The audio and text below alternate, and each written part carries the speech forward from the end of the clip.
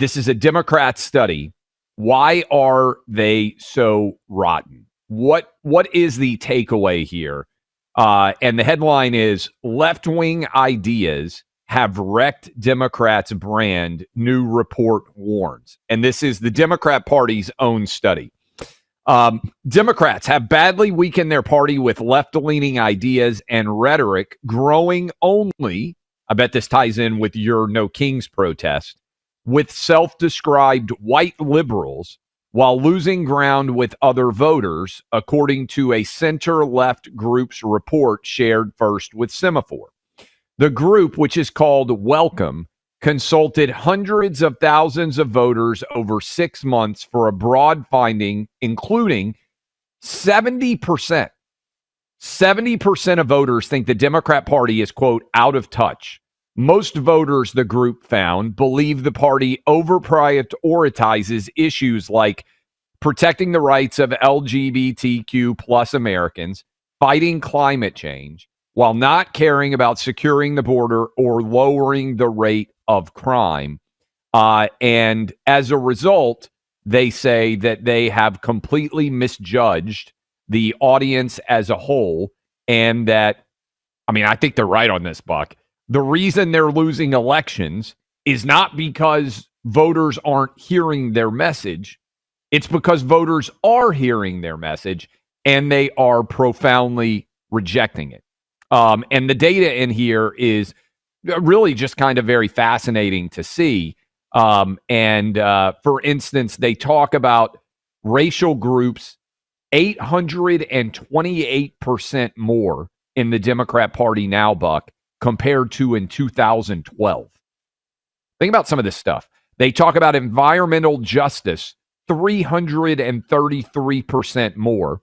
They talk about LGBTQ rights, 1,044% more. And mentions of men and fathers have fallen in the Democrat Party platform by 63%, 100% on fathers. And responsibility, the word responsibility, has collapsed by 83%. This probably doesn't stun you, and it probably doesn't shock a lot of our audience, but it is interesting that Democrats are now recognizing how toxic their own messaging has become. One thing I thought about over the weekend, this is an aside, it's like I'm doing a soliloquy on the radio here, is how rare it is for there to be in any kind of entertainment.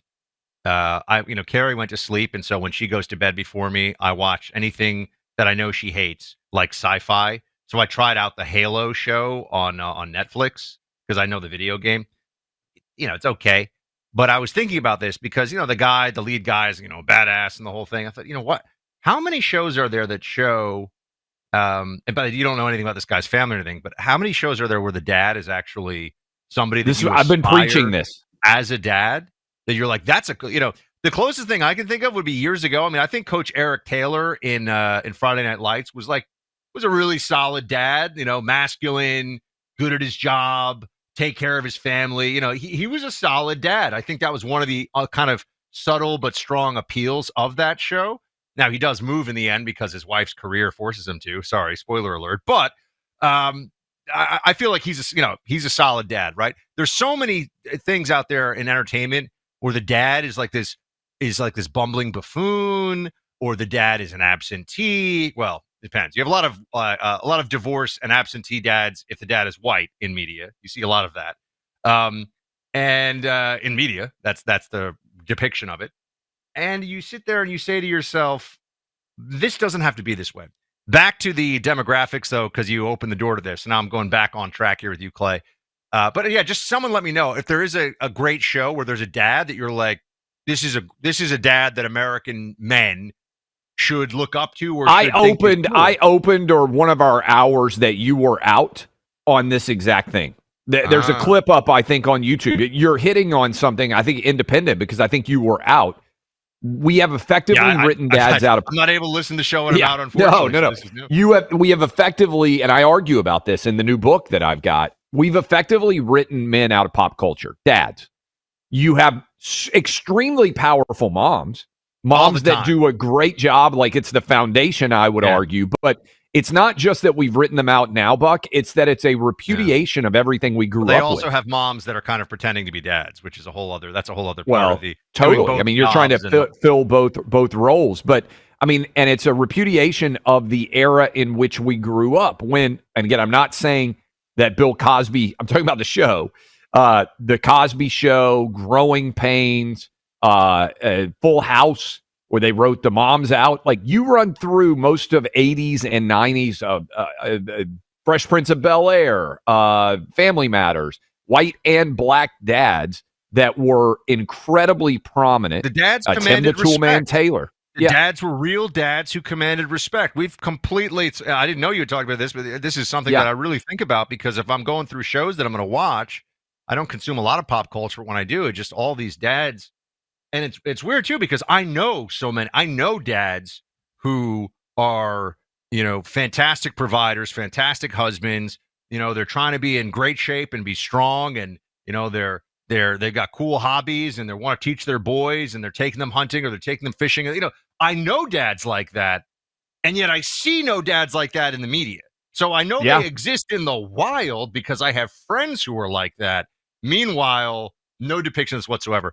The holidays are meant to bring us closer. Thanksgiving, just a month from now, it's a time to be thankful for all we have when we're together with our families. And Christmas, a month later, more time with family, also to cherish that time with each other. But between those occasions, when you're not all together, do you have a plan to reach them? And not just for convenience, although that's great too, but I mean a preparedness plan if a natural disaster happens, or if there's a serious service disruption, power outage, anything like that. Rapid Radios delivers peace of mind when it matters most. Last year, Hurricane Helene knocked out power and phone lines across the Carolinas, in fact, Western North Carolina in particular. But after that chaos, we were able to be connected with our family right away, within 24 hours, because of Rapid Radios. That lifeline gave us comfort as they navigated the storm, reminding us that even in our darkest moments, connection is everything. Storms don't wait for when you're prepared, and emergencies don't send invitations. This holiday, give a gift that protects the people you love. No monthly fees, no complicated setup. Just pre-programmed, reliable communication when it counts. Trusted, tested, legit. Because when everything else goes silent, Rapid Radios don't. Rapid Radios, because every just-in-case matters, especially during the holidays. Go to rapidradios.com. Use code RADIO. Rapidradios.com. Code RADIO. The best way to keep the next generation sane? Share our content.